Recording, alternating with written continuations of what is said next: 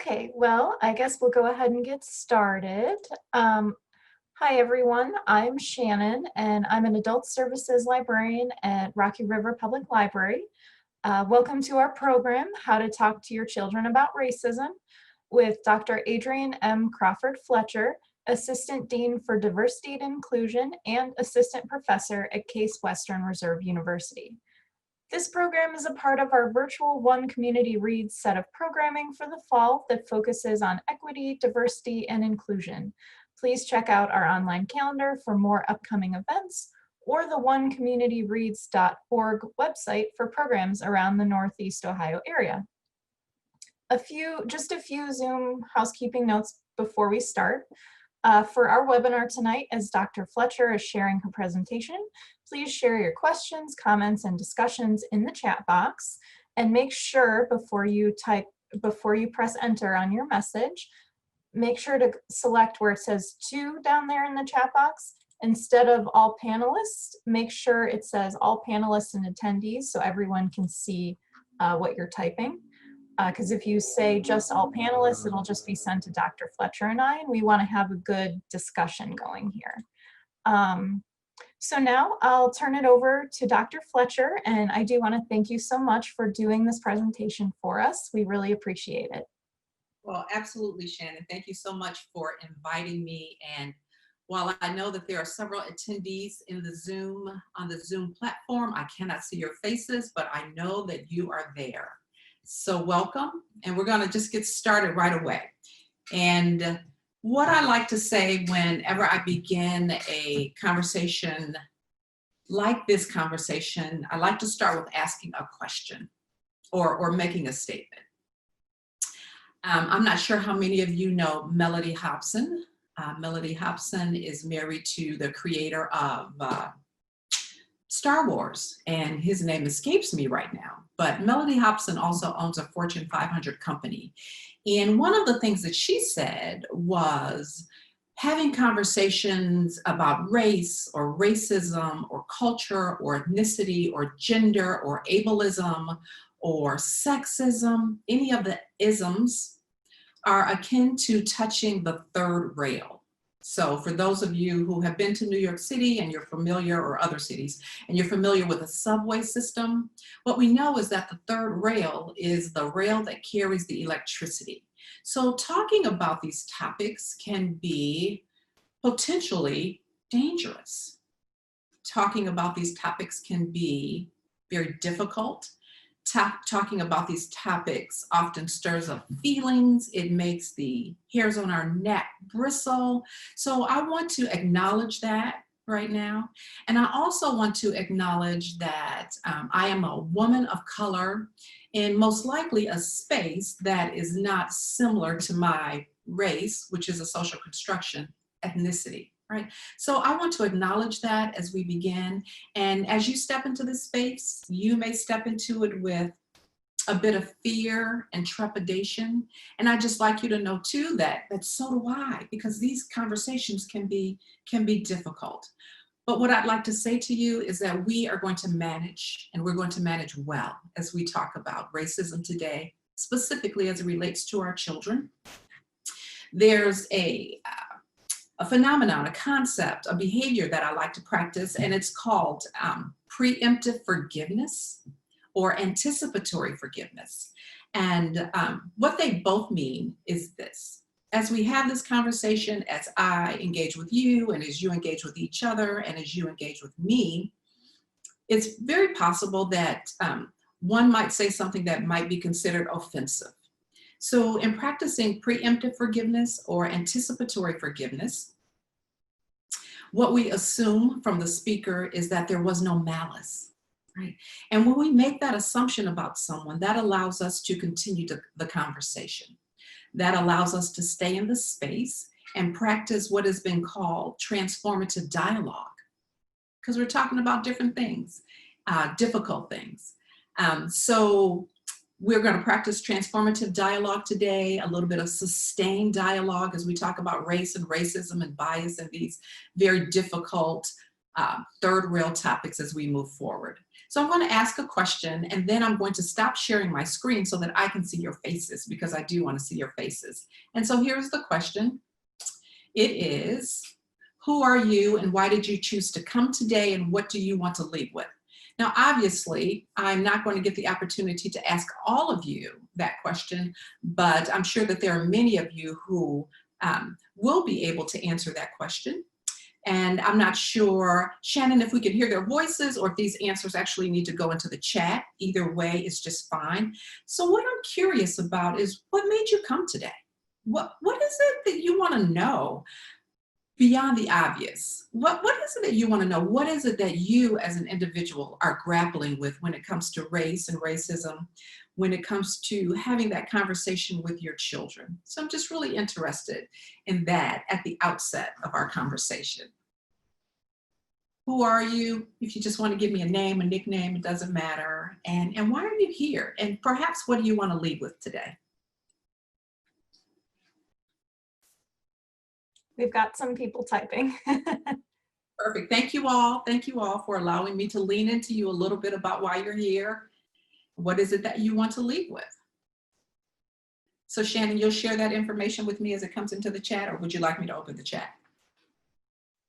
I will share it for you. It looks like Kristen is still typing. She's got a question, but I think she's still typing. Beth is a white mom of a biracial child who doesn't know her Black family, hoping today to learn how to help her identify her racial identity. So if we can take them one at a time, that'll be really cool. Oh, sure. Yeah. And so Beth, thank you. First, thank you for your honesty and your willingness to adopt. There are so many children who need to be mothered well and fathered well and parented well in this day and age. So you have a child who is biracial, multiracial, meaning more than one race, and you want that child to know their racial identity. Beth, that is crucial. That is crucial for your child, because one day that child is going to grow up and that child is going to want to know, who am I and where did I come from? And actually, we're going to hopefully get to a few things that will help you to be able to do that. Starting from, and I don't know how old your child is, but reading books that highlight, and I can't know whether your child is African American and another race, or Asian and another race, so what you would do is look for books that really mirror your child's image, and actually dig into your child's heritage as much as you can and talk about it early and often, because children want to know and they need to know. So thank you for sharing. What else do we have, Shannon? Let's see. We also have another person. I can't see their Kimberly. They are another adoptive parent to a biracial toddler. Not having experienced racism herself, she wants to gain any insight she can to guide her son through the difficulties of racism. And so thank you for bringing that piece, because racism is painful, right? And it is actually, we're recognizing it as a form of trauma, right? So one of the best things that we can do, Kimberly, is again, talk to our children early and often in a way that is developmentally appropriate. And another thing that we can and should do, especially when our children are young, is to protect them. And perhaps we can engage a little more about this as we move forward. But talk to your children about how to manage when someone is unkind, or someone presents in a way that is less than helpful and makes you feel kind of yucky on the inside. Okay, Kristen finished her question. Her question is, sometimes it feels like bringing it up in conversation could bring that behavior on. And then she goes on to, her fear is the acknowledgement of racism to children could actually cause children to see others differently when they might otherwise not. Oh, so that's good, Kristen. So Kristen, the truth is, children already see differences. They started to notice differences at it's really early, maybe 8 months, they notice differences. Obviously, they're not noticing racism, but what happens is children pick up on the nuances of our conversations. They pick up on the nuances of television shows. If they happen to catch a glimpse of the news, they pick up on all of these nuances. And so those thoughts and feelings about others often unwittingly become a part of the child, right? So it's better for us to have the conversation to tease out those nuances so our children understand. It's an important piece. All right. Matt says, thanks for doing this. He wanted to know how he can talk to his children about how to speak up for others, recognizing that not participating in racism is not good enough. Right. So that's so good, Matt. And if I can remember, maybe Shannon can remind me, there are a few resources that I can send you. There's one article entitled, Neutrality is just as damaging as racism. So it is important, as best as we can, to become advocates ourselves so that we are setting the example and our children can then begin to follow in our footsteps as we talk to them about, and it's not just racism, right? As I mentioned, ableism or ageism or sexism. We want to have conversations with our children about these things so that they can follow in our footsteps as we set the proper example. We have to set the tone. Right. And so, Shannon, if you remind me, I'll be happy to send you whatever like resources that I have Definitely. to engage with this topic. Mm-hmm. We'll do one more if we can. Sure. Let me see. So Jocelyn says she is a Black mother of 2 boys, and she would like to have this conversation with her boys without making them scared of the world or of others, but be honest about how others or the system sees them. And so, Jocelyn, I sympathize with you. I empathize with you. I am the mother of 2 boys and 2 girls. Right. And it is important for parents of color to also have the conversation. And as you said, in a way that is helpful and not in a way that causes any further trauma or increases their anxiety. So we share honestly with our children about the way the world sees them, while at the same time we're bolstering their identity as young Black men and young Black women. So for people of color, it's a delicate dance because the very thought of racism and being treated differently is going to raise anxiety. But it's far better for parents to have the conversation ahead of time, if they can, before our children experience it, say, in grade school. Are there many more comments? There's a few more. Let's see. Holly says there's no larger social issue for us to face collectively than the history of racism in this country. She's always trying to grow and listen to different perspectives, teaching my children to be conscious about the impact of racial disparities and white privilege is my responsibility, and I want to do a good job. Thank you, Holly. You already sound like you're on a solid path to allyship. So thank you. Thank you for attending and thank you for your comment. Yeah, we've got a few comments in that vein. Jennifer, I have to click on them to see. Melissa, yeah, a lot of comments about learning to, as I believe Catherine said, to move in the world and engage all people with respect. That's perfect. That's perfect. Not necessarily easy to do, and I'm not saying it's not easy for you to do on your part, but it takes time. It takes time for us to get to that place. So I want to thank you all for your willingness to share why you're here and some of what you want to take away from our talk together this evening. So I'm going to go ahead and share my PowerPoint with you again, and we're going to move through it a little bit. And like I said, I'll unshare and we'll have a little bit of conversation. All right. So I'm going to share my screen. Thank you again for telling me who you are, why you came today, and what you'd like to leave with.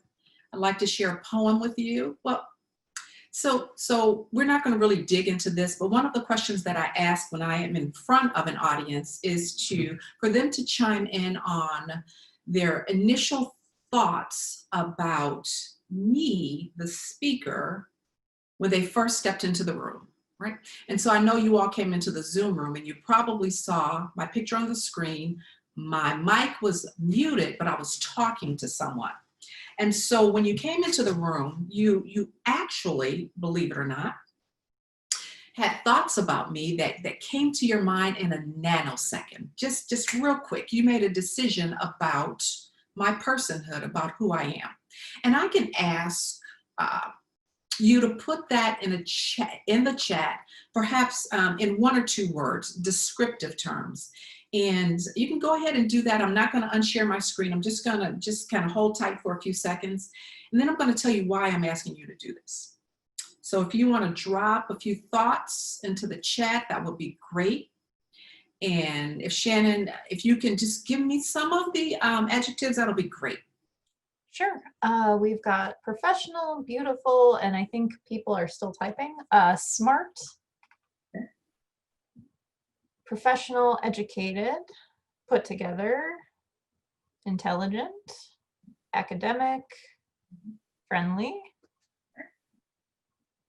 Good. friendly again. That's good. Okay. So I think the glasses make me look smart. So I'm going to tell you why I asked that question. I asked that question because we, people, moms and dads, boys and girls, make decisions about people in a nanosecond. We're going to talk about this. Oh, we're not going to talk about it later because I don't think we have time to do this. But we make decisions about people based on 2 things primarily when we first see them: warmth and competence. How warm are they, or how friendly are they? And how competent are they? And interestingly enough, some people tease that out. Oh, you're friendly. Oh, you look smart. Oh, you look like an academic, and so forth and so on. So we do make decisions about people based on warmth and competence. I've actually been in a space where people said, I bet you, this was a few years ago, I bet you voted for Hillary Clinton. I said, wow, you could imagine all of that just by looking at me, and who knows who I voted for. But it was a very interesting comment. So I'm going to share something with you to help us to think further about how and why we decide about people so quickly and what it does to the other person. All right? Each to each a looking glass reflects the other that doth pass. I am not what I think I am. I am not what you think I am, but rather I am what I think you think I am. So it's really the last part of the poem that we're going to lean into. Rather, I am what I think you think I am. So what this suggests is that, honestly, I can see a reflection of myself in your eyes. When you and I make eye contact, I see a reflection of myself in your eyes. Adolescents and children are very astute when it comes to making decisions about how people feel about them. You can walk into a room and there will be a stranger in the room, and it might be someone you might be engaging with, and they'll look down to say something to your child, and your child will hide behind your legs, right?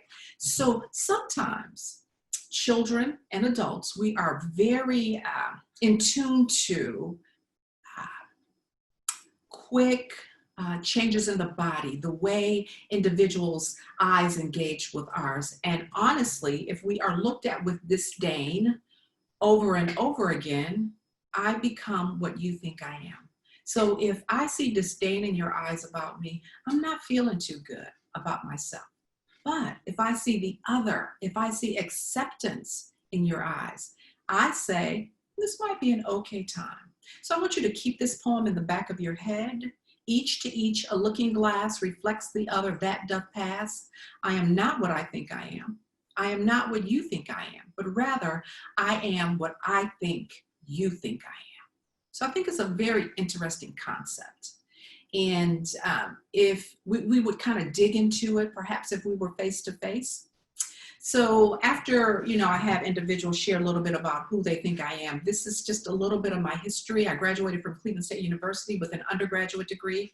My master's degree is from the Mandel School, Case Western Reserve University, and my PhD from Loyola University. My family and I spent a long, cold 10 years in northeastern Wisconsin, just south of the UP. We were in a tiny community of about 600 people. And if you can imagine, there weren't very many families or African-American families or Black families there. Lots of Native Americans, but primarily white individuals, white families who were farmers, dairy farmers, and individuals that were just involved in the industry, that industry there. So I worked for Stockbridge Munsee, which was one of the 11 tribes that is located in northeastern Wisconsin. It was an amazing experience to work with them. I've done a little work with court-appointed special advocates, and I spent a little bit of time at the University of Wisconsin-Green Bay as an assistant professor.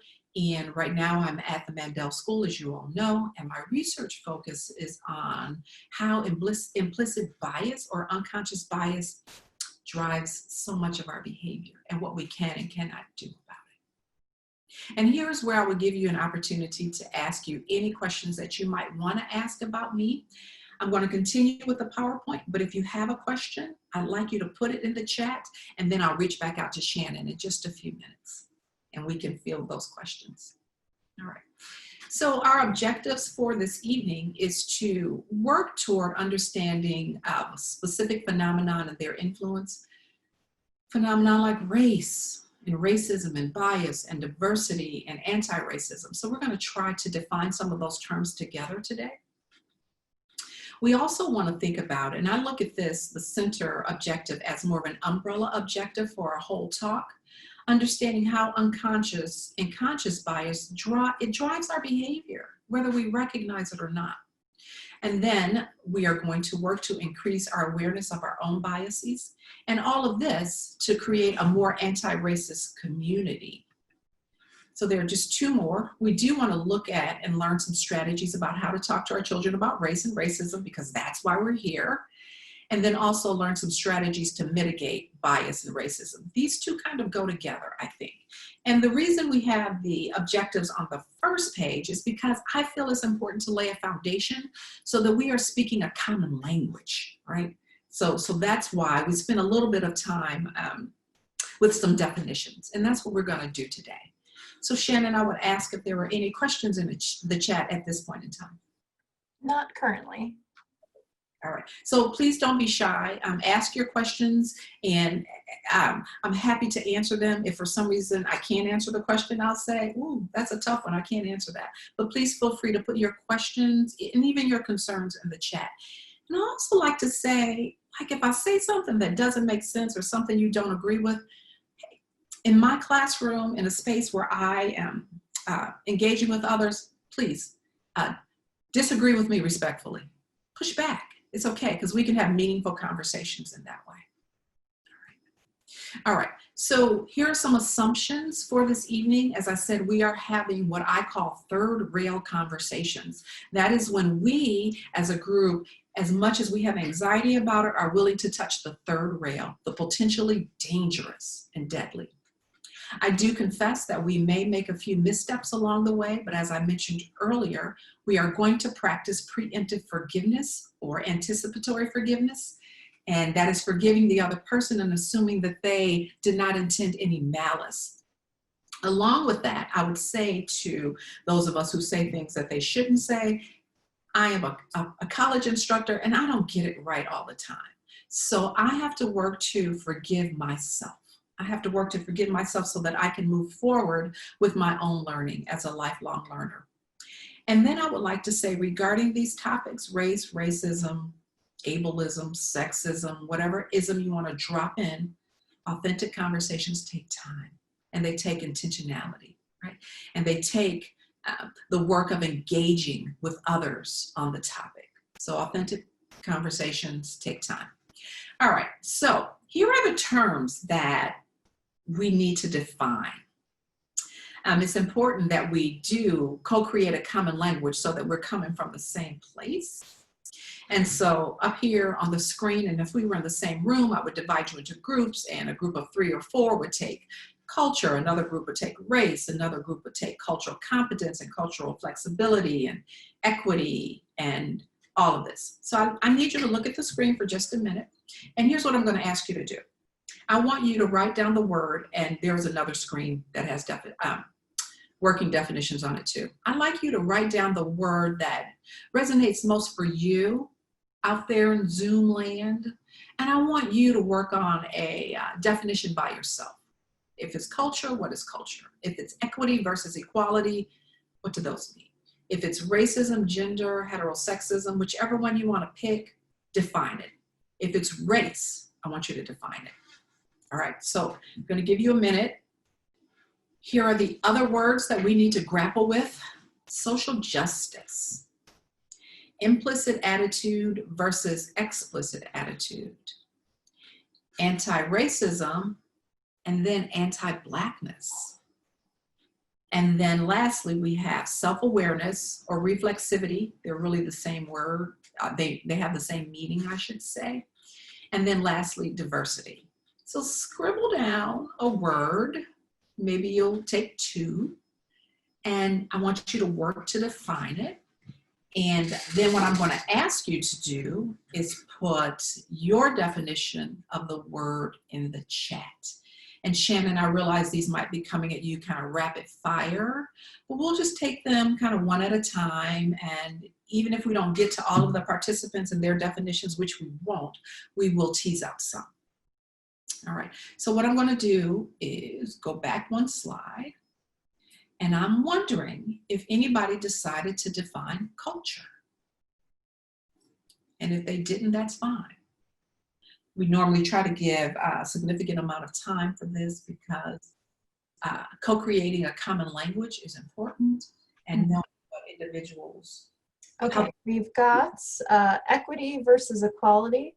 Equality is giving everyone the same thing. Equity is giving people what they need, and that's from Julia. Thank you, Julia. That's perfect. And if I could say, equity is giving people what they needed. Equity is helping individuals get to the line of equality, right? So if we had, I don't know if y'all can see my hands, and if there's depth, if equality means we're all here, right? Equity means that there may be some people back here who need to move up to the equality line. So they're given what they need in order to get there. So equity is a very important concept. What else do Catherine says culture, and I apologize if I mispronounce this. I've only read this word. The Milu, M-I-L-I-U, that people learn social cues and traditions in. Perfect. It's life ways. That's perfect. Good. Thank you. What else do we have? We're waiting. We'll see. That's fine. Sure. I'm interested, just so you know, I'm interested in a definition about race. Real interested in that one. That will be an important one as we think about racism. What is race really? And then I'm really curious about anti-racism and anti-Blackness, if somebody wants to jump in there. And the last big one would be implicit attitude versus explicit attitude.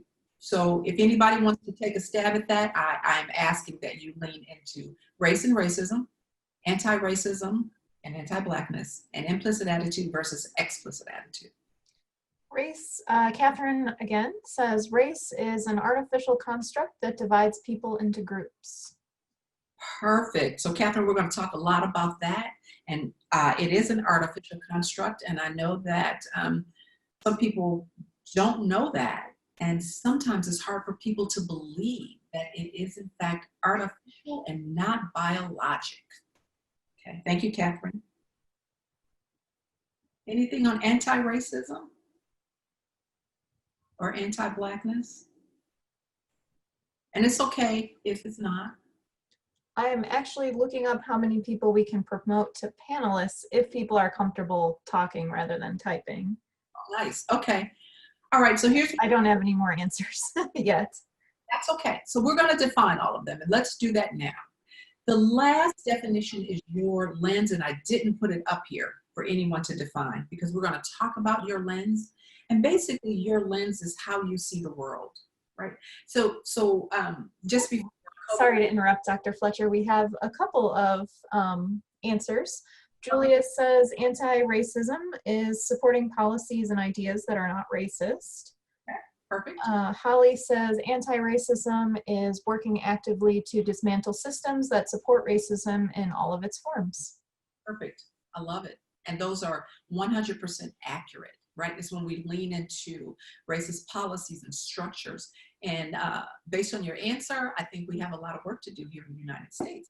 And one of the reasons we have so much work to do is because these racist tendencies that we have were conceived at the beginning of our country's beginnings, right? And so they are like baptismal. They have become such a part of us that I like to call them a part of the intractable thicket, right? Their roots go deep. Their roots just go deep. Okay, so apparently one can promote 100 people to be panelists. So I'm going to go ahead and promote everyone so you can see them if you're comfortable having your camera on. Give me just a moment if you'd like to continue your talk, but promote them while I talk. Yep. Perfect. All right, so your lens is how you see the world. And I was going to share this quick story just before COVID hit. I went to get my eyes checked, and I don't know, I must need bifocals or something, I don't know, because the ophthalmologist gave me one contact lens. And he said, I know you feel like a little off kilter, but you're going to be okay. You're going to get used to it. Yeah, I never got used to it. I don't really know if that's a thing. Maybe it works for other people, but it didn't work for me. So I was having trouble with my lens. All right. We're going to talk more about what that means. Hi, Julia. It's nice to see your face.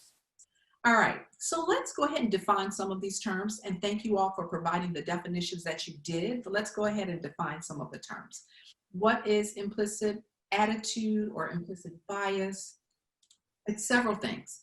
Positive and negative evaluations. So we can have positive biases toward people, right? And we can have negative biases toward people, right? So that's one of the things that we have to remember. Bias is not just negative. It can be positive. Either way, a bias can be detrimental to people in a classroom. So let's think about a classroom really quick. A classroom of children of diverse background, and we have a teacher who perhaps struggles with their own stuff and hasn't really managed it. And so this teacher tends to promote certain children to move forward, and she says lots of positive accolades towards certain children because she has a positive bias toward them. And she says less than positive things toward other children. So we can see this teacher's bias, and I made it a woman too. That was really bad. It could have been a guy.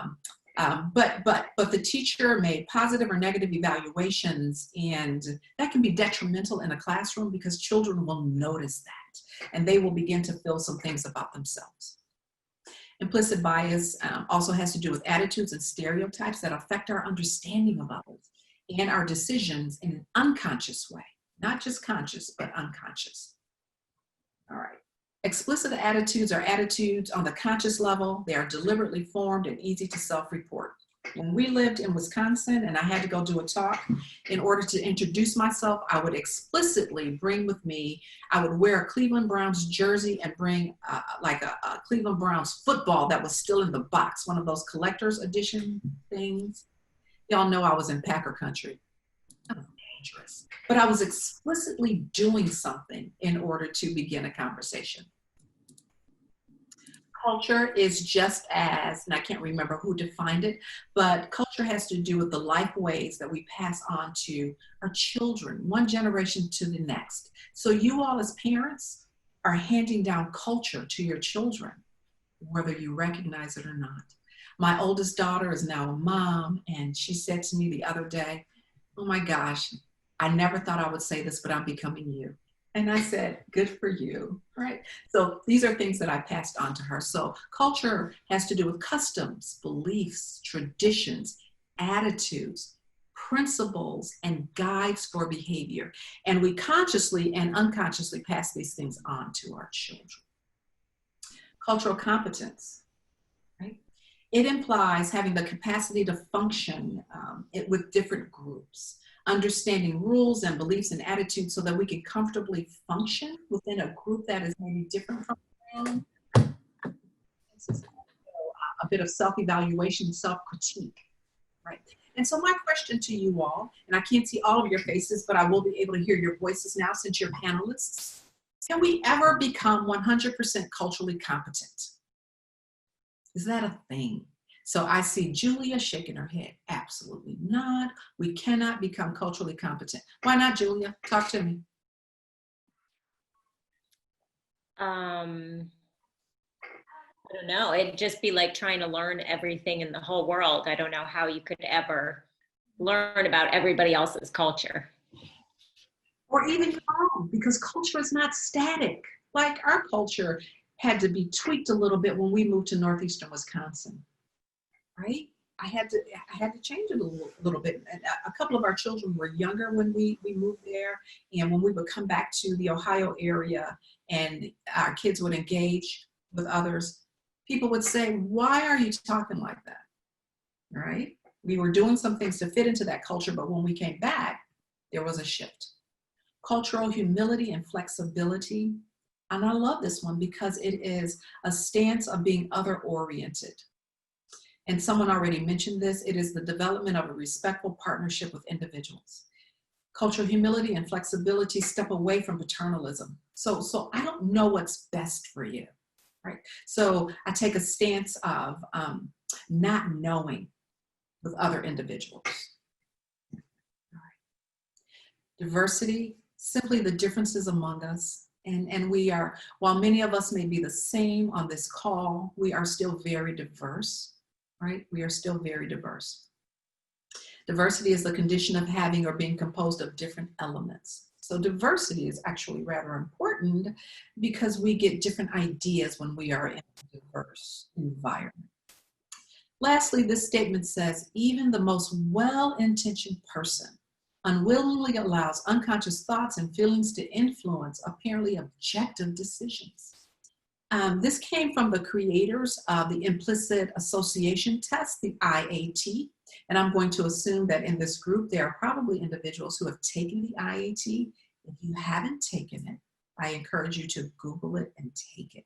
There are about 13 different tests you can take. So they're not just on race, they're on ableism, race, on gender, sexism, some of the isms.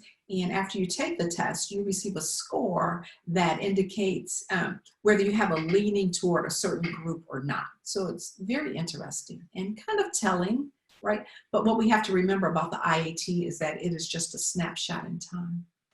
What we can know, everyone, is that in fact, we are all biased. We can know that. And we can take a deep breath and we can grapple with that and we can move past any guilty feelings that we might have about that. We are all biased in some areas, right? And if we are biased, certainly we are passing this information unwittingly and sometimes wittingly onto our children. So what about your lens? What about the way that you look at the world? Can you know your lens? Once upon a time, there was a couple who lived in this beautiful neighborhood. Fortunately for them, it had been gentrified. Maybe unfortunately for the people who used to live in the neighborhood, it had been gentrified. But nonetheless, this couple every morning would pop a little K-cup into their Keurig and they would get their hot mugs of coffee and they would sit in front of the picture window and they would watch the children get onto the bus. Every morning, this couple would look at the children and they would wonder why they were so unkept. They would wonder why on their way to school do these children have bedhead. They would wonder why they were not dressed appropriately for the weather. They would wonder why their shoes weren't tied and their socks were slouching around their ankles. So every morning, this couple would wonder about that as the children got onto the bus. Finally, one morning came and the wife was a little slow coming downstairs, but her husband had popped those K-cups in and got the coffee, set them on the table in front of the window, and they commenced to look out the window and see these children. As the wife sipped her coffee, she leaned forward and she said, "Oh my goodness, look at their hair. That's so beautiful. Look at their clothes. They're dressed appropriately for the weather. Are those new shoes? Is that a new backpack?" She was aghast. She had no idea what to think about what had happened to these children and why they looked so good. So finally, her husband, in his kindness, looked at his wife and said, I cleaned our windows. In this story, all of the negative things about the children had less to do, actually nothing to do with the children, but had everything to do with the lens through which mom and dad were looking, right? And so everybody, I really lean into this foundation because I want to impress upon you, we have a desire to talk to our children about race and racism. What we have to do as grown-ups is to make sure that our lenses are clean. Right? This might be a daily process for us. It has to be an intentional process to assure that our windows are clean so that when we view other people, we are viewing them in the purest and cleanest sense. So we have to clean our windows. Are there any questions thus far? All right, how do we get here? This is an important piece too. There is a theoretical perspective that suggests that we got here because initially we were all wired for connection and empathy. We were wired to be our best selves, and we were wired to help other individuals get to the place where they are their best selves. This includes our children. We want our children to be their best selves, right? We want to be living our best lives, and when our children become adults and they leave the nest, we want them to be living their best lives. These scholars and theorists said we not only had this wish for the individuals in our family, it extended to our neighborhood. We wanted others to be living their best lives too. We cared about the kids down the street, and we cared about the college student down the street, and we really did want them to live their best life too. But granted, something has happened to our natural wiring for empathy and connection. There is a scholar, a researcher named Adrianne, who did a piece of research. And in that piece of research, he did it in Italy in 2010. He wired up participants. He put this little cap on their heads, and he put these electrodes in so that he could measure the response, an empathetic response, because you can actually find where it comes out at the brain, and you can in the brain, and you can measure it. So he wanted to know how empathetic both Black and white participants were to this experience. So the individuals actually watched on a screen a Black hand being poked with a hat pin, kind of in this fatty part of the hand. So that someone took a hat pin and stuck it right through, right? And Adrianne measured the empathetic response of the Black and white participants. What did he find? He found that white participants had more empathy for the white hands when they were poked. Interesting, or maybe not so surprising. He also found that Black participants had the exact same response, meaning they were more empathetic when Black hands were poked with the hat pin. So Adrianne wondered about that, and he wondered about the connection he wondered about connections and empathy and what happened. So Adrianne continued his research, and what he did was, well, what he believed first was that negative implicit biases actually interrupted our natural bent and wiring toward empathy. So he did something else. He created these hands that were this purple color, a non-human color. It was kind of purple looking. And he did the same thing. The folks were still wired up, and he took the hat pin and he stuck it right through this fat part right here by the thumb. And I'm going to ask you, what do you think happened? What do you think happened? Did the participants have increased empathy or decreased empathy for the purple hand? What do you think? I would guess decreased, because purple is not a real human color, and maybe they didn't have anything to relate to when they saw the purple hand. Okay. All right. So I can't see everybody, but I think there should be a hand raising mechanism in your Zoom. You should be able to raise your hand or something. Can you raise your hand? So I want you to raise your hand if you think empathy went down. All right. So I saw a couple hands saying that yes. And Melissa, I see your hand. Catherine, I see your hand saying, yep, Sarah, Julia. All right. Is there anyone who thinks that there was empathy for these purple hands? Was there empathy for these non-human colored looking hands? Anybody think there was empathy? I'm just going to scroll through to see what I can see. Kimberly, I'm not sure if you're saying yes, there was empathy because I saw your name pop up. All right, so guess what, y'all? With the purple hands, there was empathy. Everybody had empathy. The Black people, right, Sarah? I saw that smile. The white people, everybody had empathy. And this is what Avenatti took away. Avenatti believes that negative implicit biases and conscious biases that were once conscious, biases that were once conscious, actually decreased empathy for Black folks and white folks. But because there were no biases toward purple hands, everybody could feel. Everybody winced and cringed when the hat pin went through the purple hand because there were no biases. None, zero. Right?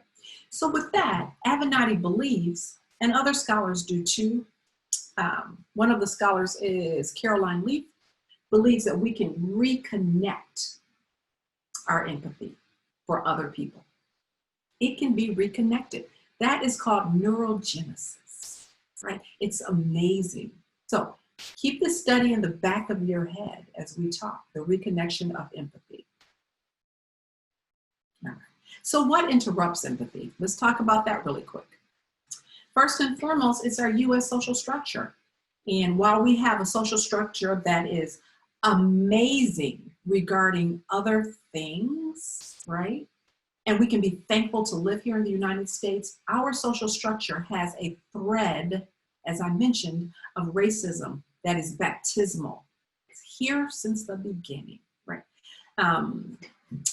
Abraham Kendi has a book entitled Stamped from the Beginning. You might want to write that down. You can remember that. I think I'm going to talk about it a little later. But these are all interrupters of social empathy. Racism, when we treat people differently or believe something about them based on this exterior notion of race. Habitus is where we live. When we live in segregated communities, we don't get to know other people, what they eat, what they drink, what kind of music they listen to, right? Because we're in these siloed communities. This was actually a part of our social structure that really came about in 1935 after the GIs came back from war. And we were building all of these suburbs outside of the city. Certain people were allowed to purchase there and others were not. So this habitus was created. Right? Folk theory, which is simply the theory that we pass on to our children about other people. One way I've heard it described is what we sprinkle on our children's cornflakes in the morning. So it's conversations that we have as we are at breakfast, while we're at dinner, while we're walking to the playground, or while we're driving to a certain place. I want to not leave this just for a second and talk a little bit about race. Someone said that race is socially constructed. And I can't remember who said that, but you are absolutely right. So if I were to ask you, and I've already said this, race is not biologic. It is not biological. We can't find race in our genes. We can't find race in our genes. Scientists actually know that we are more alike than different, that we are about 98.8% alike versus different. So if I were to type my mitochondrial DNA and you were to do the same, and we were to look at the mitochondrial DNA, not the stuff that Ancestry.com is looking at, but if we were to look at the mitochondrial DNA, we would find how much alike we are. So you may be asking why certain people groups look the same. Why do Black folks look alike? Why do perhaps Asian people look alike or similar? Why do white people look similar? What is that? Anybody want to take a stab at it? If we are genetically, according to our mitochondrial DNA, 98.8% the same, what accounts for these differences? Why these differences? Anybody want to take a stab at that? Yeah, Julia. Maybe environmental, like melatonin, things like sun exposure, different parts of the globe. Okay, good. That's good. Go a little deeper for me. When you say environmental, like, who do people tend to typically marry? People that look like them, maybe. You're right. And so what we have, what accounts for these differences, these so-called outside characteristics that are different, is really just an accumulation of characteristics. Like, so if people like me mate with people who look like me, these characteristics are going to be perpetuated. There are just going to be more of them, right? So I have these balls sitting in front of me, and if a blue ball continues to mate with a blue ball, we're just getting blue balls, right? Right? So they're still balls, but that doesn't make race. So what we have is an accumulation of differences, accumulation of characteristics, which really makes up for that like 0.8%. Hair shape, eye color, nose shape, hair texture, lip size, body structure. All of those things are an accumulation of characteristics. Yes, Shannon, you're raising your hand. Jocelyn says the genes express differently. So talk to me a little bit more about the expression of the genes differently. She might have to type a little more for that. That's all she wrote. And so we can talk more about that. But genetically, we are more alike than we are different.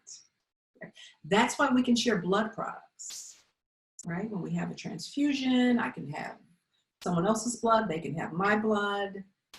Genetically, we are more alike than different. Typically, we watch a video called Race, the Power of an Illusion that really lets the experts lean into that, right? And so let me know when the typing is done. So these are more interrupters of empathy. Classism, how we treat people with different economic resources or not. Ableism, right? And one of the things that we also do, and you may notice this, those of you who have young children, sometimes in our classrooms, we remove children who have physical challenges and they go to a certain classroom. We remove children who are behaviorally challenged. They go to a different classroom. Right?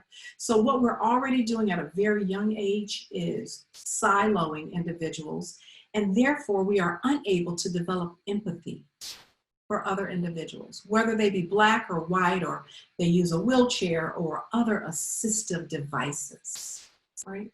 And this really leads into a decrease in social empathy, right? So race can be included in that too, because our school districts and our communities are very much racially segregated. And it has been like that since the 1930s. Any thoughts, please let me know. So all of these interrupt social empathy. All right, so we're going to turn a corner and we're going to start thinking about what we can and cannot do about some of this. I have talked a lot, and I really want to hear from you. I want to hear from you. I want to know what you're thinking. I want to know how you're processing. Yeah. Kristen, yeah. Hi, can you hear me? Sure can. So just an example that struck me as you were talking, I have a brother-in-law who married a woman from Peru, and she dressed, as long as their children were small, she dressed her daughters in what I thought was quite inappropriate and very provocative. Yeah. Okay. And, you know, we just were like, well, it's a cultural difference. You know, and I guess the question is, when you see someone, even when you can acknowledge that that is not something that I would wear, that is not a way I would behave, how can you, I think if we see anyone wearing really baggy low pants, showing their underwear, those kinds of things, a thought comes to mind regardless of what color they are.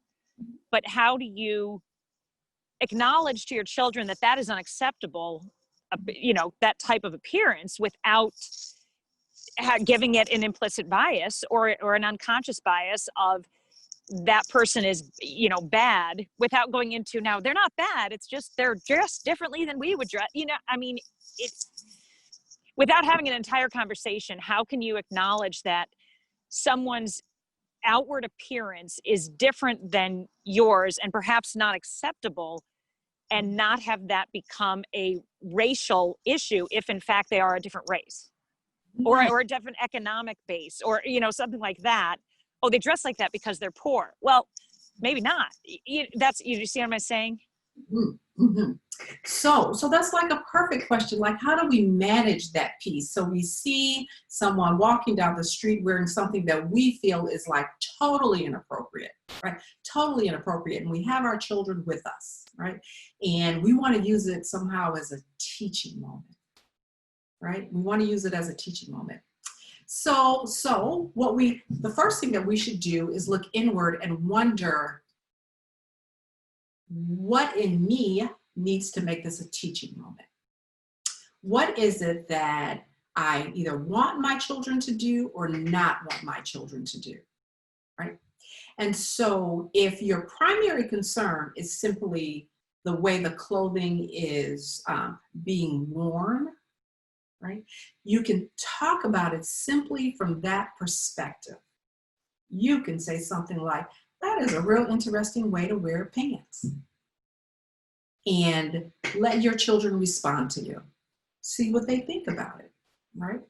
And continue to have a conversation along those lines. They might say something like, oh, their underwear is showing, right? And you say something like, that's very interesting. What are your thoughts about that? Well, I might not want my underwear to show.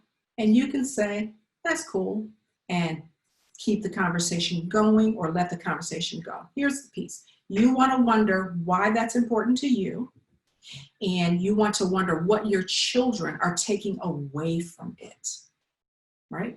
Because they may not be taking they are not taking the same thing away from it that you are taking away from it. How do you then, what if they say, oh, ha ha, look at him, his underpants are showing.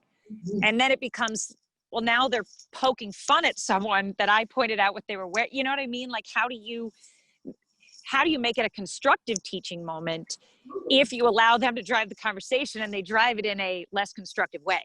You know what I mean? So first of all, you're not going to let them drive the conversation with them. So you can say, and so, Johnny, you remember that we don't make fun of anyone. And I'm not sure why he's letting his underwear show, right? So what we can know about drooping pants is it is about a culture.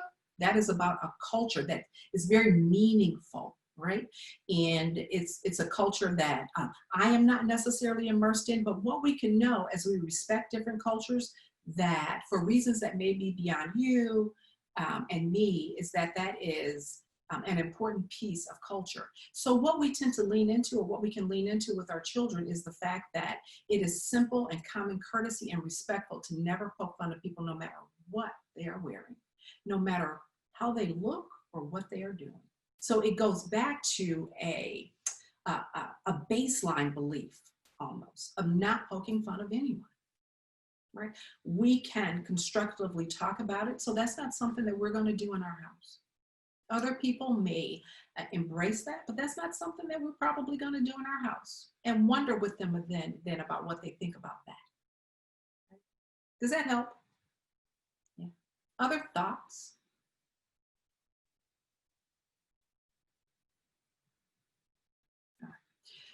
All right. So how do we mitigate our own biases? And thank you, Kristen, for even that question, because we as parents, as grown-ups, do really want to wonder. We have to wonder about our biases, right? Because again, this is what we are passing on to our children. And then how do we talk to our children about racism? We're going to talk about mitigating bias first. So we're all somewhere on the map. We're all somewhere on the map when it comes to racial bias, when it comes to sexism and religious bias and all of these things.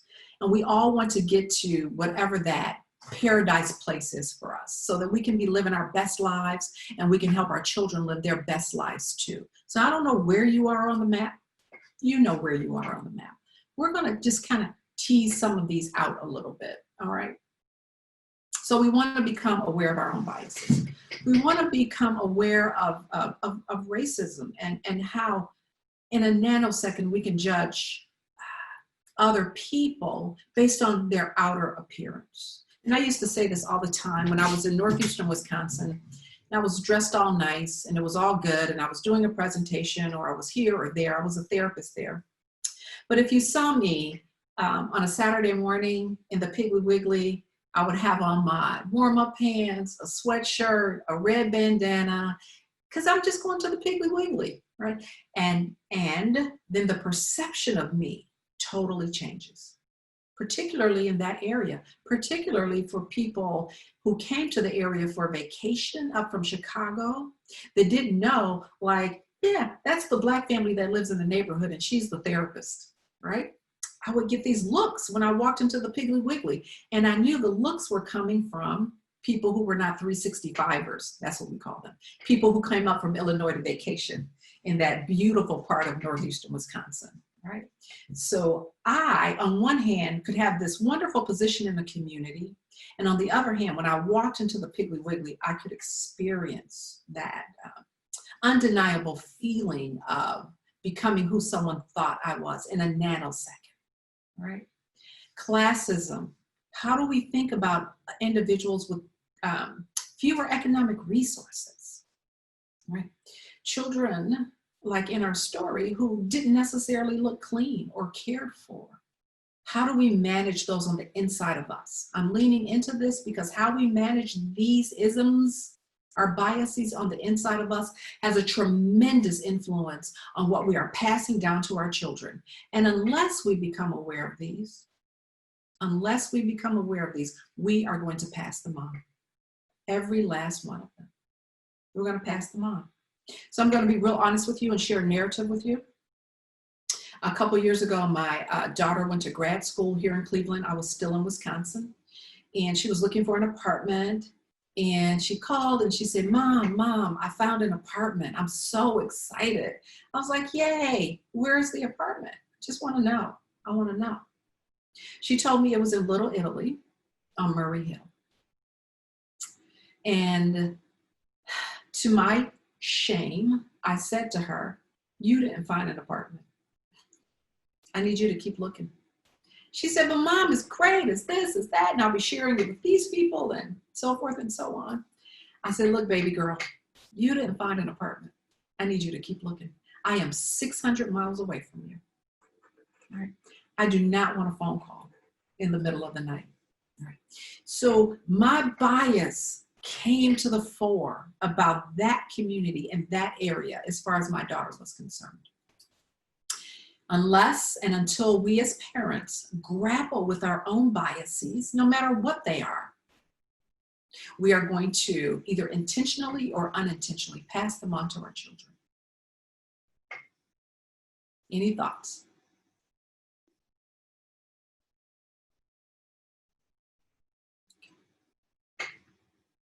All right, there's a book. We'll talk about this book in a little bit, so I'm going to just pass it. It's The Everyday Language of White Racism. We'll get to it.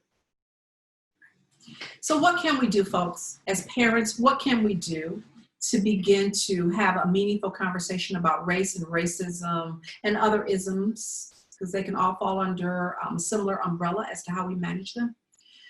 One of the first things that we can do is to be self-reflective, to really check ourselves. Like when we see an individual who frightens us, we can ask ourselves, why was I just frightened? What startled me about that individual's presence in that moment? While I was in northeastern Wisconsin and I had a similar conversation with a group of child welfare workers, one of the individuals was very transparent and said she was in the Milwaukee area and she was waiting at a bus station, and a group of African-American boys or Black boys, was about 4 of them, were running right in her direction. She said her heart started to beat really fast. She tightened up on her purse and she just steeled herself, right? She said she could almost see this happening. And when the children, and they were children, they were like middle school kids, got closer to her, they said, excuse me, ma'am, excuse me, we gotta catch our bus, excuse us. And they ran around her and they continued with their laughter and they're running to get to the bus. So she said, oh my gosh, what happened to me in that moment? She said, something happened to me. Something happened to me. I was terribly anxious when there was, in that case, no need to be anxious. I want to tell another story on race. Let's see, it's Race, the Power of an Illusion. Jesse Jackson talks about walking down a kind of deserted street in California. And he's walking and he hears footsteps behind him. And he turns around to see who was behind him, and it was a white gentleman. So Jesse Jackson kind of took a deep breath and he continued on his walk and he got to his destination. And when he got to his destination, he said, what just happened to me? Why is it that when I turned around, I felt comfortable and safe because there was a person who was white walking behind me? Jesse Jackson was being self-reflective in that moment, right? And he had to even begin to check his biases, right? So we have to be self-reflective. We have to wonder about our responses to other people. Be willing to purge. Do something with these biases. Have a conversation with someone other than yourself. Right? Exposure therapy. There's a piece of research that says if we look at, the more we look at the faces of people of color, indigenous people, African Americans, the more comfortable we become with them. So we can find places where we can look at faces of people of color, whether that be a magazine or a website, but it's exposure therapy. So we're exposing ourselves to the faces of people of color. I have already suggested that you take the implicit association test. It will give you a snapshot of where you are in a moment. If you have never gone to Jane Elliott's site, please visit her site. Many of you will remember Jane Elliott. She was the white school teacher in Riceville, Iowa, whom after the assassination of Dr. Martin Luther King set in place blue-eyed, brown-eyed. And she allowed children to experience what it felt like to be treated differently simply because they had blue eyes or brown eyes. Amazing. So please, by all means, visit her website. If you just type in Jane Elliott, I think it's janeelliott.com, you'll get right to her website. For those of you who are unfamiliar, Tim Wise is also an advocate, and his website is amazing. And he talks about his experience growing up in an integrated preschool, experiencing an integrated preschool in Tennessee, and how intentional his parents were in putting him in that place. And he is definitely an ally and an advocate. Another thing that we can do when we see people of color is to slow down our decision-making about them. All right, we're going to participate in an exercise. I'm going to ask everybody to unmute themselves because I'm going to need you to talk to me. All right, so just unmute yourself. All right. Do this together. And what I'm going to ask you to do is simply say the color. Red. Good. Yellow. Yellow. Green. Green. Blue. What? Red. Green. Yellow. Yellow. Red. Green. Blue. Green. Oh, it's blue. Blue. Blue. All right, perfect. I did you. When we first started, red was red, yellow was yellow, blue was blue, and green was green. Because that's what we want to believe about people. We want to believe that what we see on face value is exactly what we get. So like if you see me in Giant Eagle with my sweats on and my bandana on and my big hooped earrings, you might make a decision about me, right? Not knowing what's behind all of that, right?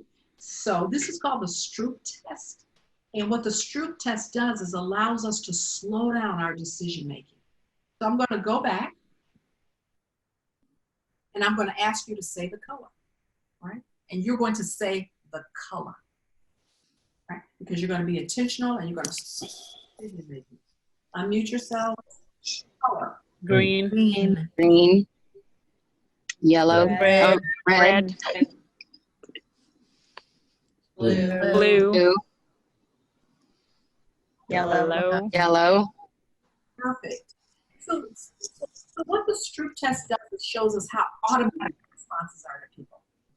This is why it's so hard to undo racism, if we could actually do that, right? Because these responses are automatic. And what we want to do as parents is to begin to slow down our responses so that we can have meaningful conversations with our children.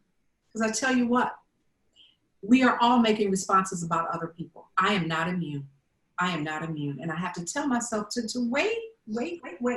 Let blue show you who they are before you decide that they are blue. Because they might be yellow, right? So we want to make space for that. Here are some more strategies. Read, y'all. Read. Like, I don't know, if during the time of COVID, we have more time to read. I love this book, The Everyday Language of White Racism.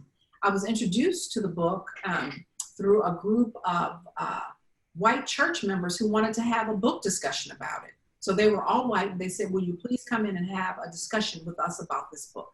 It's an amazing book. It's written by a white anthropologist, very meaningful. Another book is Between the World and Me. It is written by Ta-Nehisi Coates. It is a story. It is written to his son, and it is a way of enlightening him about racism. And so, Jocelyn, I don't know if you've read Between the World and Me, but you might want to read it for yourself as you think about having conversations with your children. The next. Yes, ma'am. Oh, all right. Have you read it? No, I have not read the book yet. Okay. All right. Well, there's time. So I will be, yes. It's on, it's an audio book. I cheated. That's how. Oh, wait a minute. I am so sorry. I was distracted with my child. I haven't read The Everyday Language of White Racism. Between the World and Me. Yes, I did read that actually a couple months ago. The Condemnation of Blackness. I have not read the third one. All right. So The Condemnation of Blackness is really good because it's a book that looks at old statistics and it shows how they were skewed. Talk about why we have crime in Black neighborhoods. So The Condemnation of Blackness is very good. It's written by Khalil Gibran Muhammad. Another book is, thank you. and I don't know if anyone has had the opportunity to read White Fragility. Yesterday, I was having this conversation with another group, and one of the white group members said, look, if you haven't read it, please read it, but steel yourself because you're going to feel something when you read White Fragility. Another book is How to Be an Anti-Racist and Stamped from the Beginning, and they're both written by Ibrahim Kendi. Two very good books. You can join a movement or an initiative. If you don't want to join White People for Black Lives, I totally understand, but you can Google that and you can read about it if you're interested in allyship. I think there is a chapter here in Ohio, but they began their movement out in California. You can also go to change.org and you can find many initiatives that you can involve yourself in and take your children along on that journey. International Justice Mission is primarily focused on trafficking, but it's another wonderful organization that you can lean into. Another thing that you can do, along with looking at the faces of people of color, is to intentionally engage with Black, Indigenous, or people of color. Well, how do you do that? Right? It means you're going to have to go to a different neighborhood. Like, you could pick, I don't know, Cleveland Heights, right? Well-integrated neighborhood, and go to their library. Go to their, well, wait, are we going to libraries yet? Yeah. Okay, all right, you can tell I haven't been to a library lately. Well, our library is open for 30-minute browsing at the moment, just FYI. Did I really say that on the library talk, Shannon? Oh my God. Okay. Go to libraries, story times in areas that you know are diverse. Cleveland Heights, Maple Heights, those Shaker Heights, some of those inner ring suburbs are going to have diverse populations of kids. And so one of the things that you can do is intentionally expose yourself. And of course, places that you feel comfortable with. I'm not asking you to be uncomfortable. I'm asking you to expose yourself in a way that's meaningful, in a way that you feel comfortable. How do we talk to our kids? So one of the 3 C's in talking to our children after we've managed all of our stuff, and as you can see, I believe we have a lot of stuff, and until that's managed, it's hard to talk to our babies.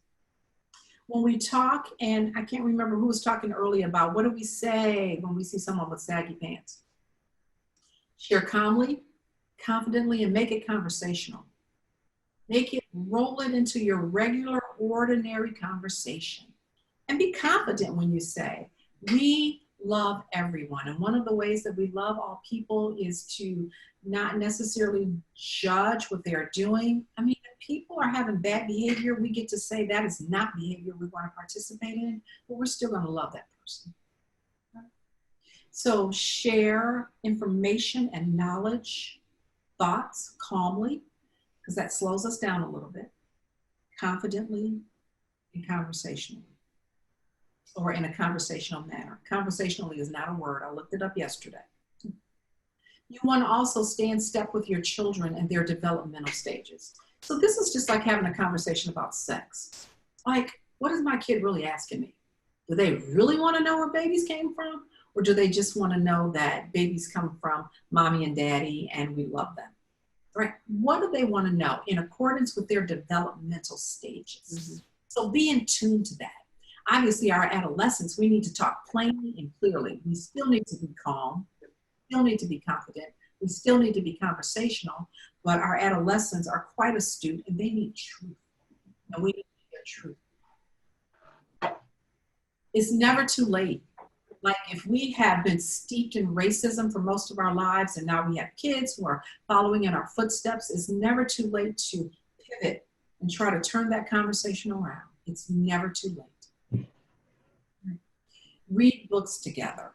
All right, I am not going to go to this, but Anti-Racist Baby actually gives, it's written by Abraham Kendi too, it gives all these tips on how to have conversations with our kids about race and racism.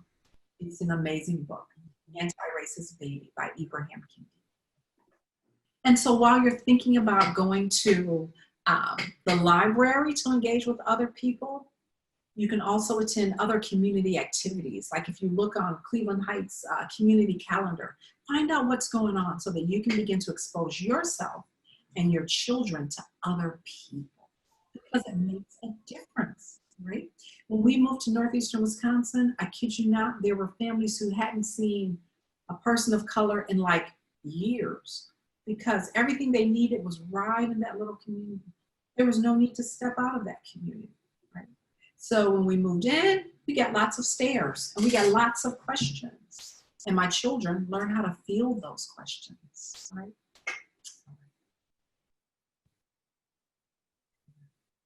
So it's important for you to know your own lens, your own biases, and mitigate it, lessen it, work with it, get your hands dirty, figure out what's going on with you, figure out what your parents poured on your cornflakes in the morning, right?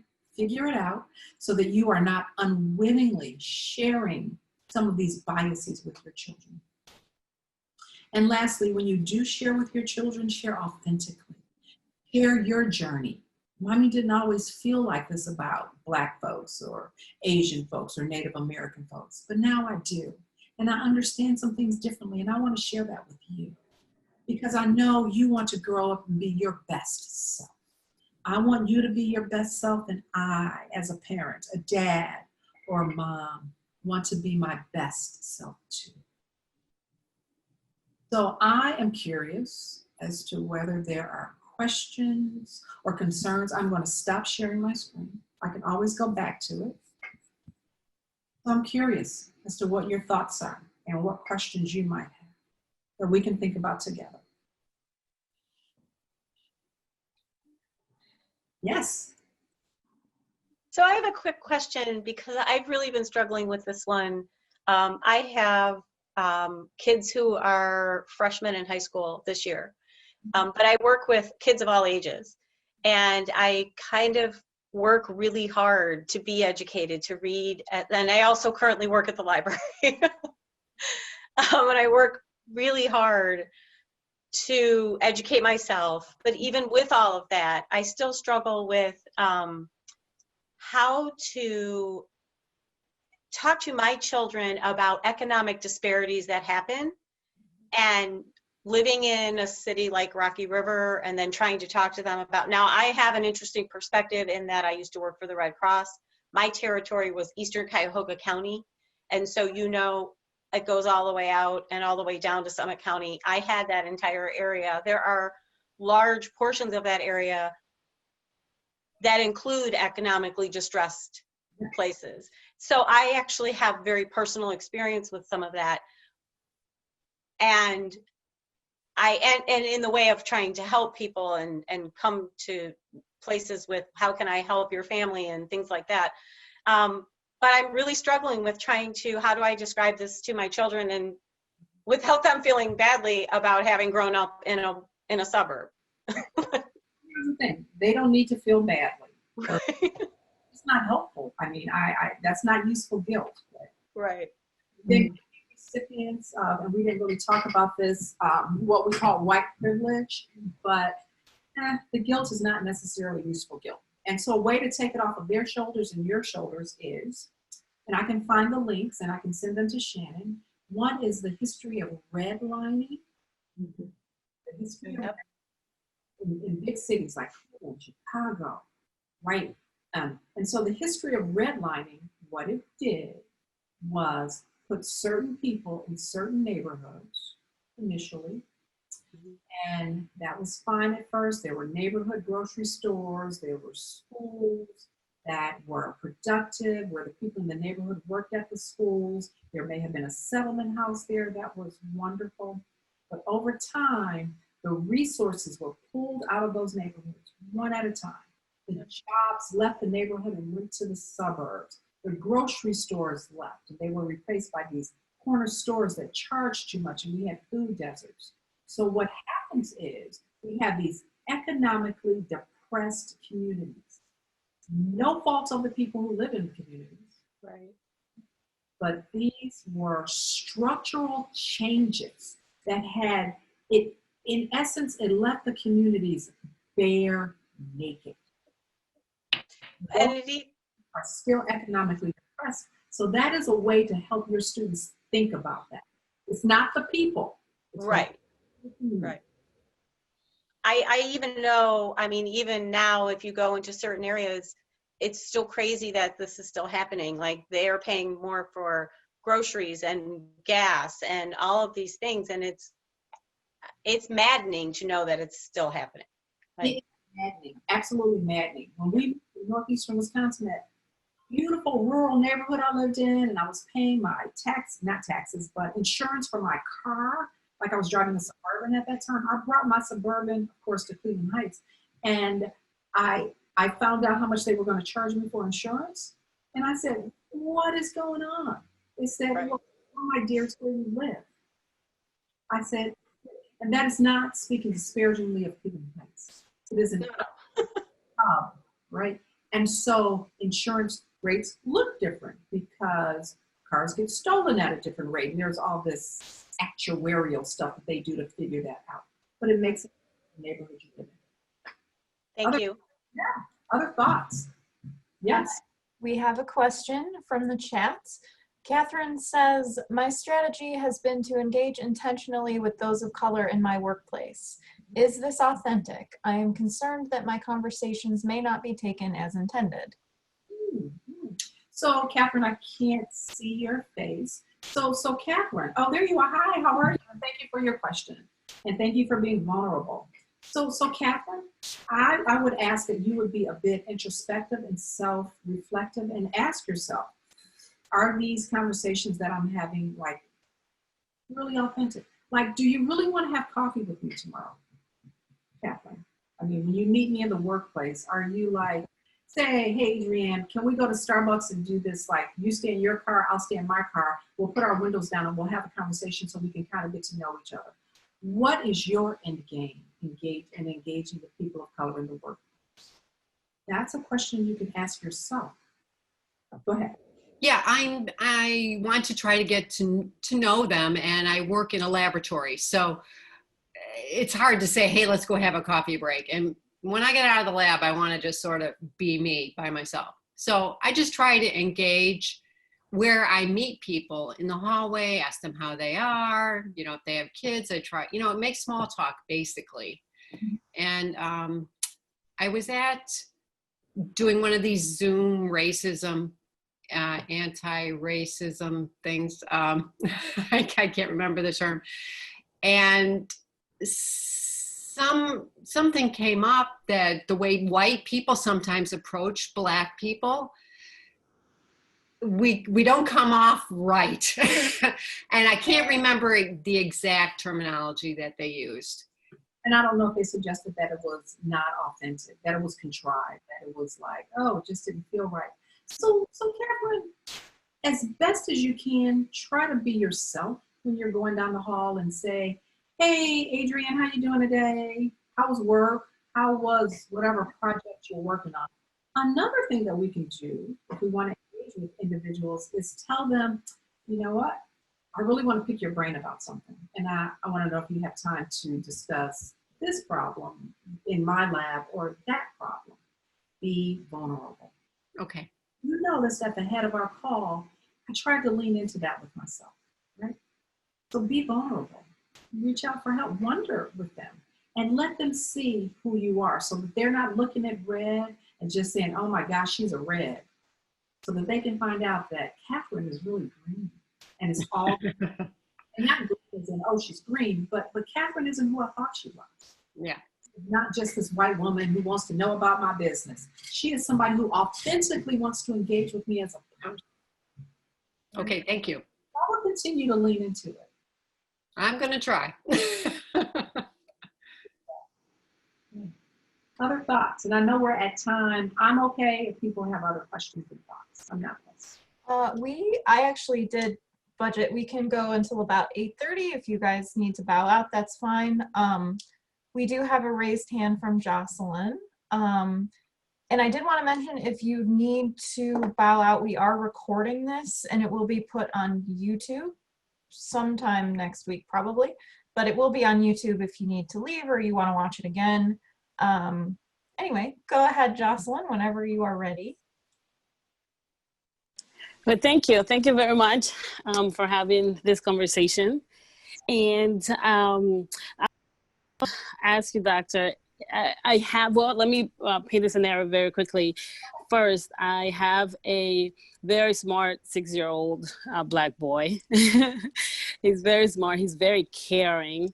He is very social. And to the point where he doesn't even want to go outside if his friends are not outside. It's, you know, I mean, it's age appropriate and whatnot. And he is, so again, he's very social and very caring. He happens to be, in a lot of times, the only Black boy or the one of two or the one of three. And that really, it concerns me, of course. He happens to particularly be in a situation where he's the only Black boy, and a lot of times and the rest of the children happen to be Indian. And he sometimes does feel left out. And there has been interactions, there have been times where I can see the pain in his eye, he's being left out. He, and I can already see this is happening with this particular race. And I know that this has happened to me with other races, with white people, with Hispanic people. So I'm struggling with making and allowing these interactions to be organic, because I know that there is value in what he is going through. And I'm sorry. At the same time, so I'm struggling because I don't want him to go through the pain that I have experienced, that his dad has experienced, that he is experiencing at the time. And yet I don't want to take it away. So if you can help me to, how do you walk that balance so that they can learn, so that he can learn and he can experience it, yes, and learn. And I guess, I don't know if I'm being very clear. I'm sorry. I got emotional. And so, so I want the interactions to be organic, and I want him to learn from these interactions. And I don't want to have to be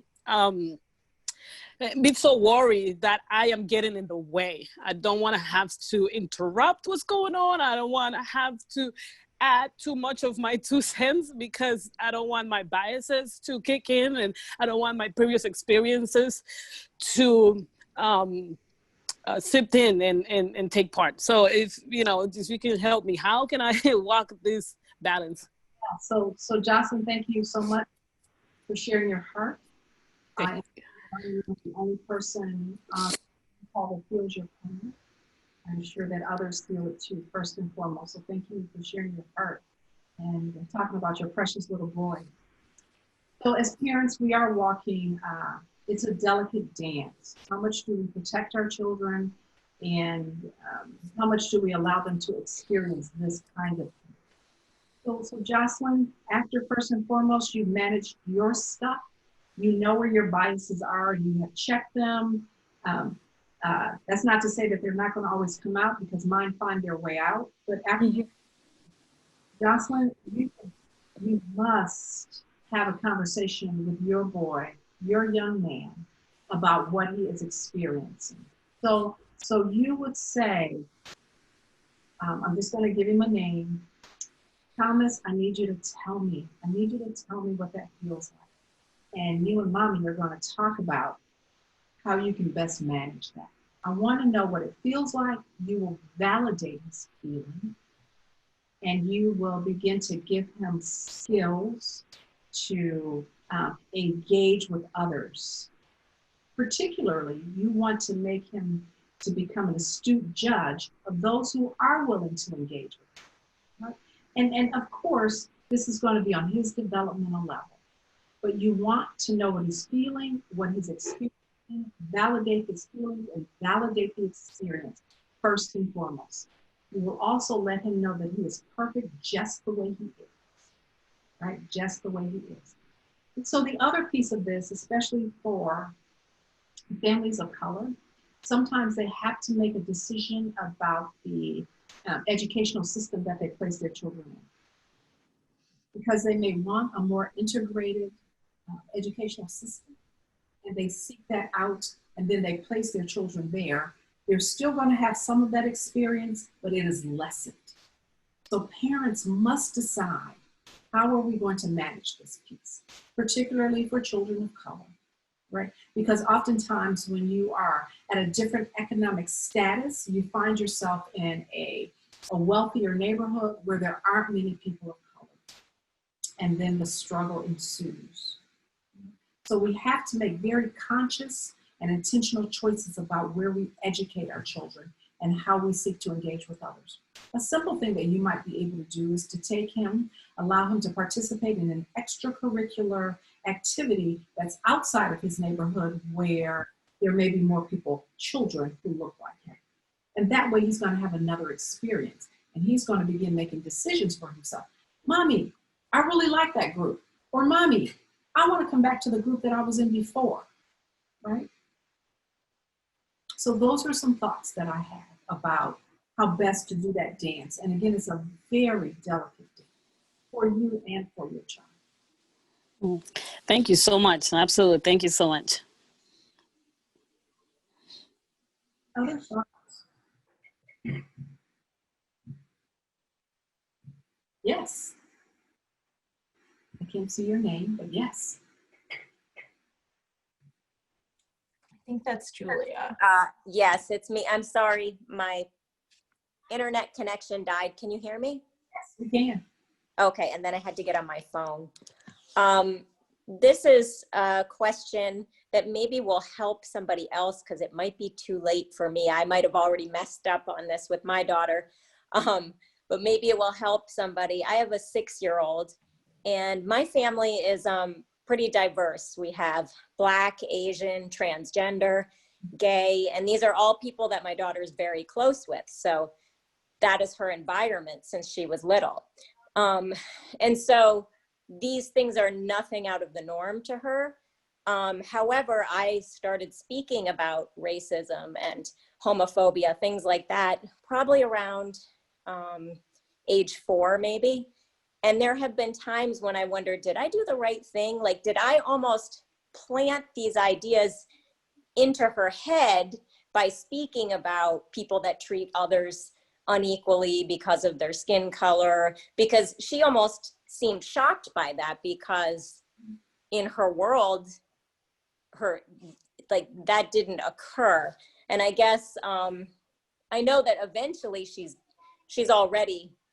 going to encounter those things. But what do you recommend? Should I have waited until she encountered those topics to bring them up?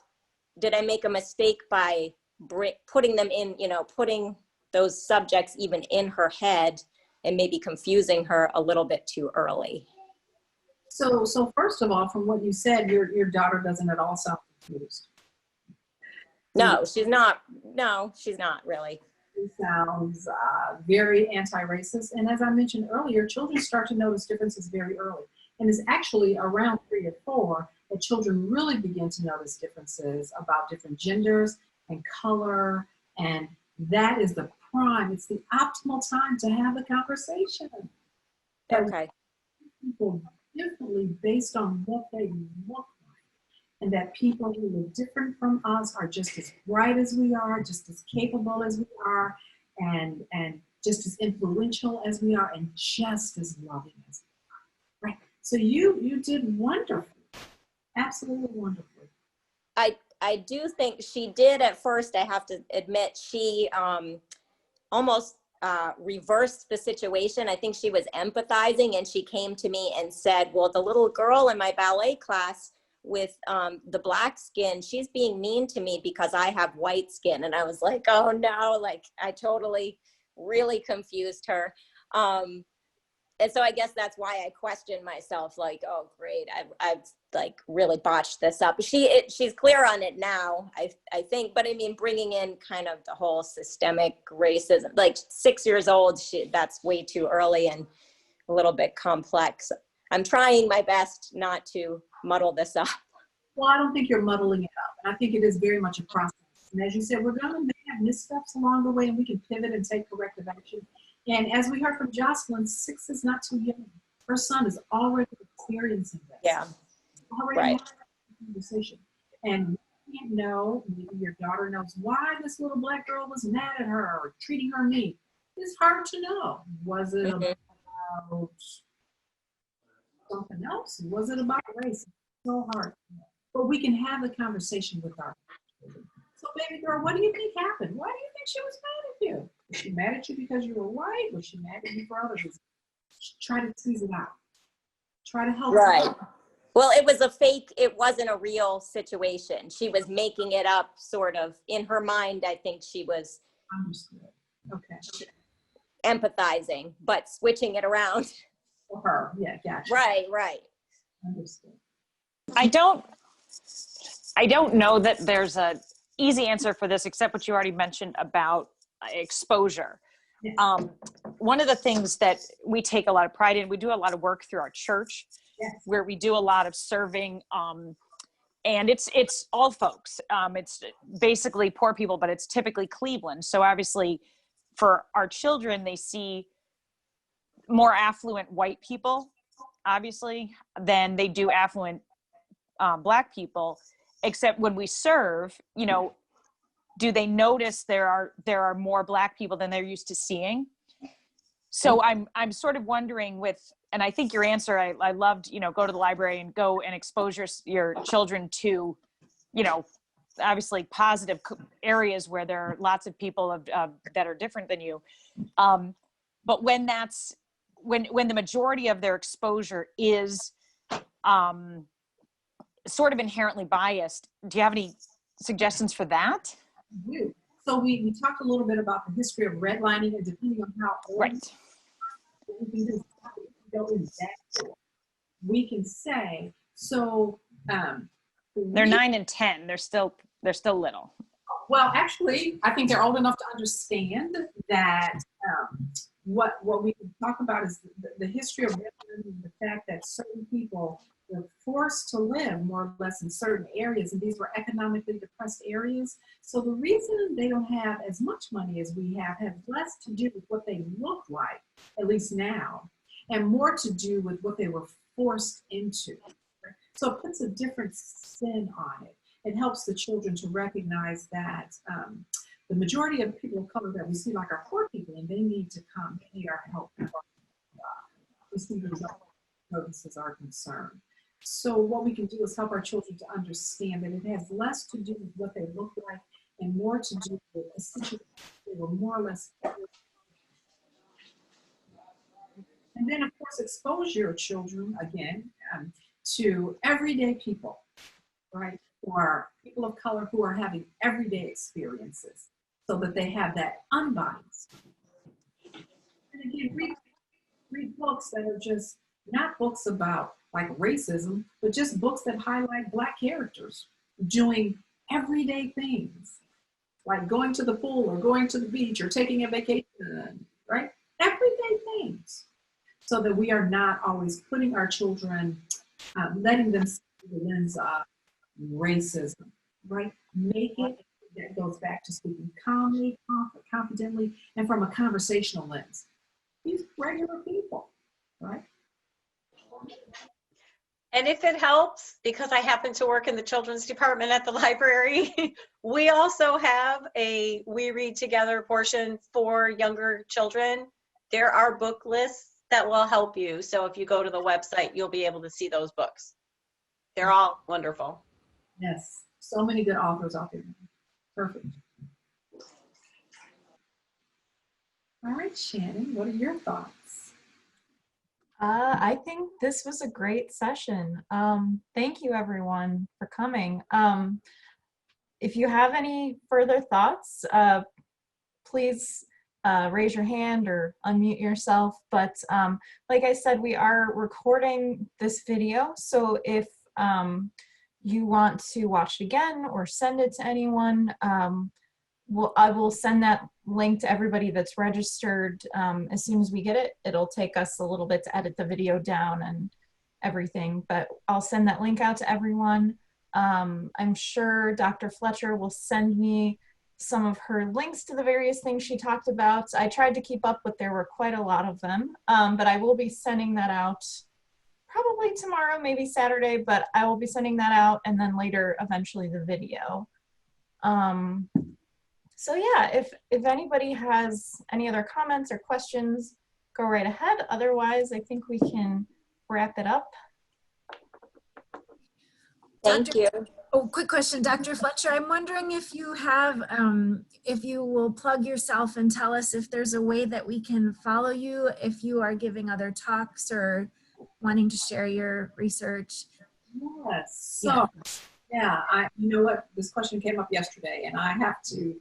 So what I'll do at this point is I can certainly let Shannon know. I'm easy to find on CASE's website. My email address is just adrianne.fletcher@case.edu. You can email me there, tell me where we connected so I can have a context, and then I can certainly let you know. I'll be having the same conversation, so I don't know if you want to do this conversation again next month. It'll be a lunch and learn, but it's going to be a very similar conversation. And, but yes, I can absolutely let you know.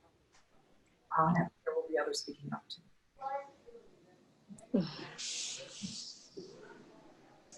Thank you. Thank you all. All right, well, thank you everybody. Thank you so much for coming. Thank you so much to Dr. Fletcher. This was a great presentation. I'm sure we all learned a lot. But thank you everybody. I hope you have a good evening. Make sure to come to the library. Like Melissa said, we do have a lot of books. We have book lists. Ask your librarians. We're happy to help you find books on social justice topics. But yeah, so thank you everyone. And thank you, Dr. Fletcher. Thank you so much, Dr. Thank Fletcher. you. Thank you. Awesome.